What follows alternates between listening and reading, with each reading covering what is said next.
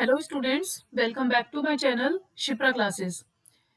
बच्चों, कल हमने जो है हिंदी का एक टॉपिक डिस्कस किया था जिसमें हमने 40 क्वेश्चंस डिस्कस किए थे। फास्ट मोड पे हम अपनी तैयारी कर रहे हैं। अभी हम एक्सप्लेनेशन नहीं सीख रहे हैं। एक्सप्लेनेशन तो अब आपका एग्जाम पास में है, तो आपकी तैयारी हो चुकी होगी, मैं इतना मान के चल रही हूँ। अभी क्या है, मैं आपको रिवीजन के तौर पे क्वेश्चंस रिवाइज करवा रही हूँ। एंड टाइम पर कम समय पे आप ज्यादा से ज्यादा क्वेश्चंस को सीख पाए, कवर अप कर पाए, वही हमारा टारगेट है। तो जैसे कि मैंने आपको कल 40 क्वेश्चंस डिस्कस कराए थे विलोम टॉपिक से, विलोम शब्द हमने सीखे थे। आगे के 41 से लेके 80 तक हम आज की इस वीडियो में कवर अप करेंगे। तो बने रहिएगा मेरे साथ और पढ़ते रहिएगा। देखिए 41 क्वेश्चन जो है, 41 क्वेश्चन में है गुण। आपको क्या बताना है इसमें? निम्नलिखित शब्दों के लिए इनका उपयुक्त विलोम शब्द छाटिए। जैसे कि कल हमने बताया था कि गणतंत्र का अपोजिट क्या होता है? राजतंत्र। तो इसी तरीके से आपको बताना है गुण का अपोजिट। सगुण, गुणागीत। नेक्स्ट पेज पे जाते हैं। नेक्स्ट पेज पे अवगुण, गान। आपको पता है गुण का अपोजिट क्या होता है? गुण का विलोम शब्द अवगुण। तो सी इज द करेक्ट आंसर। ये केवीएस पीजीटी में पूछा हुआ क्वेश्चन है। देखिए पीआरटी में कुछ क्वेश्चन, पीजीटी में कुछ क्वेश्चन, टीजीटी में। तो इसी तरीके से ये मिक्स क्वेश्चंस हैं। अब अगर आपने इन क्वेश्चंस की प्रैक्टिस कर ली तो आपको इन्हीं में से काफी क्वेश्चंस देखने को मिल सकते हैं। क्वेश्चन नंबर 42, दिन का सही विलोम शब्द निम्नलिखित विकल्पों में से चुनिए। दुर्दीन, सुदीन, रात या सुबह। दिन, रात। हम क्या बोलते हैं? दिन, रात। तो सी इज योर करेक्ट आंसर। परतंत्र का विलोम। अब देखिए ये पीजीटी में आया हुआ क्वेश्चन है, कितना सिंपल क्वेश्चन है। तो इस तरीके से अगर हमारी प्रिपरेशन अच्छी है, हमने क्वेश्चंस को सॉल्व कर रखा है, तो हमें आइडिया लग जाता है कि क्वेश्चंस किस तरीके से, किस टॉपिक से किस तरीके के क्वेश्चंस पूछे जाते हैं। परतंत्र का विलोम शब्द चुनिए। परतंत्र का विलोम शब्द जनतंत्र, पराधीन, स्वतंत्र, गणतंत्र। तो परतंत्र का विलोम शब्द होता है स्वतंत्र। अनुकूल शब्द का विलोम शब्द है प्रतिकूल, सानुकूल, अनुकूलन, अपकूल। अनुकूल, प्रतिकूल। हम बोलते हैं ये वर्ड्स ऐसे हैं जो हम रेगुलर वे में भी बोलते हैं, और हमने छोटी क्लासेस में 6, 7, 8, जब छोटी क्लासेस से हम विलोम शब्द पढ़ना सीखते हैं तो हमें इनमें से ऐसे कितने वर्ड्स हैं जो हम पहले से हमें लर्न होते हैं। उत्थान, पतन। अभी अगर मैंने ऑप्शन भी नहीं देखा है, देखो उत्थान का हमें पता है पतन होता है, तो हम कहाँ पतन जहां होगा हम वहां उसको टिक कर देंगे। बिना ऑप्शन देखे हमें आंसर पता है। दिए गए शब्द का सही विलोम शब्द चुनिए। स्वाधीन, स्वाधीन को बोलते हैं पराधीन। तो ऑप्शन सी हो जाएगा आपका करेक्ट आंसर। 46 का आंसर हो जाएगा सी। तो इस तरीके से जल्दी जल्दी आप क्वेश्चंस को पढ़िए और सॉल्व कीजिए। अब 47 पर है श्वेत। श्वेत मीन्स सफेद होता है, तो अपोजिट तो सफेद नहीं होगा। श्वेत, श्याम। हम श्वेत को काला नहीं बोलेंगे, सफेद को काला बोलेंगे। अगर हमसे पूछा जाता सफेद का अपोजिट तो हम काला बोलते हैं, लेकिन श्वेत का अपोजिट हम बोलेंगे श्याम। तो ऑप्शन हो जाएगा बी।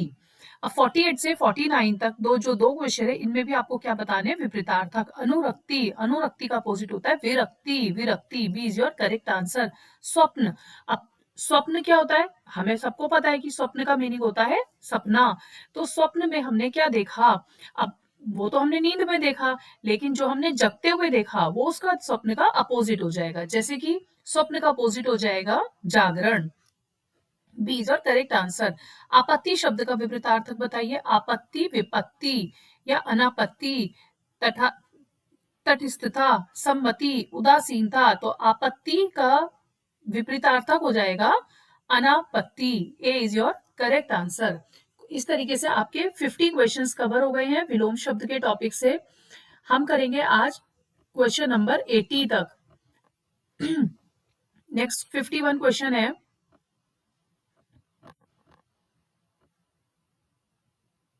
हर्ष शब्द के विपरीतार्थक शब्द नीचे दिए गए विकल्पों में से चुनिए। हर्ष का आपको क्या बताना है? अपोजिट। विलाप, खेद, विषाद या दुख। विषाद, हर्ष मीन्स खुश होना। तो बच्चे कंफ्यूज होते हैं कि हर्ष अगर खुश है तो दुख हो सकता है, लेकिन हम सुख का दुख बोलते हैं। हर्ष का हम बताते हैं विषाद। हर्ष का विपरीतार्थक होता है विषाद। अब देखिए सेकंड में मैंने आपको जो एग्जाम्पल दिया वही पूछ लिया गया है। सुख शब्द का, तो सुख का होगा दुख। अब दुख भी, दुखी होना होता है, कष्ट में भी इंसान दुखी होता है। तो अब इसका मतलब ये नहीं है कि आप वहां पे कष्ट लिखे होगे। तो सुख का अपोजिट दुख। और ये केवीएस पीआरटी में पूछा गया है। ठीक है, तो इस तरीके से ये क्वेश्चंस आपके लिए इंपॉर्टेंट हो जाते हैं, क्योंकि अभी जो आपका टायर 1 का पेपर होने वाला है तो उसमें आपके लिए ये बहुत हेल्पफुल रहने वाले हैं। सुख शब्द का विलोम नीचे दिए गए विकल्पों में से बताइए। अब इसमें भी सेम क्वेश्चन आ गया। दुख, सुख का क्या हो जाएगा? दुख। निम्नलिखित विलोमार्थी शब्द युग्मों में असंगत है। असंगत बताना है। पाप, पुण्य, परतंत्र, स्वतंत्र, दे, अदे, दुर्जन, स्वजन। तो आपका जो हो जाएगा डी हो जाएगा। दुर्जन का स्वजन नहीं होता। दुर्जन, कमेंट करके बताइए दुर्जन का विलोम शब्द क्या होता है। जो भी कोई वीडियो देख रहा है, तो अगर ये गलत है तो क्यों गलत है? दुर्जन का स्वजन नहीं होता है तो क्या होता है? आप मुझे कमेंट में बताएंगे, मैं आपको बताऊंगी आप करेक्ट है या नहीं। Question number 55। अक्षम शब्द का विलोम शब्द है। अक्षम, समर्थ, सक्षम, योग्य, कुशल। तो अक्षम का अपोजिट होता है सक्षम। B is your correct answer. निम्नलिखित विलोमार्थी शब्द युग्मों में असंगत है। ध्वंस, विध्वंस, परतंत्र, स्वतंत्र, निंदा, स्तुति, पाप, पुण्य। असंगत पूछा जा रहा है जो इनसे इनके जैसा नहीं है, क्योंकि देखिए परतंत्र का अपोजिट स्वतंत्र है, निंदा का अपोजिट स्तुति है, पाप का पुण्य है, तो ये तो सब सही है। असंगत मतलब कि या तो इनमें आपको ऐसा चूज करना है जो एक दूसरे के विलोम शब्द नहीं है, या आपको ऐसा चूज करना है जो इनमें सिर्फ एक ही ऑप्शन ऐसा है जो विलोम शब्द है। तो इसमें इन बी, सी और डी आपस में विलोम शब्द हैं, बट ए जो है ध्वंस का विध्वंस नहीं होता है। क्या होता है ये भी आप मुझे कमेंट करके बताएंगे। ध्वंस का विलोमार्थी शब्द ये क्यों असंगत है, आप मुझे इसकी एक्सप्लेनेशन देंगे। केवीएस पीआरटी में 2023 में शिफ्ट 2 में ये पेपर में आया हुआ क्वेश्चन है। निम्नलिखित विलोमार्थी शब्द युग्मों में असंगत है। कुटिल, सहज, ज्योति, तम, जीवित, मृत, ताप, शीत। तो इसका आंसर है कुटिल, सहज।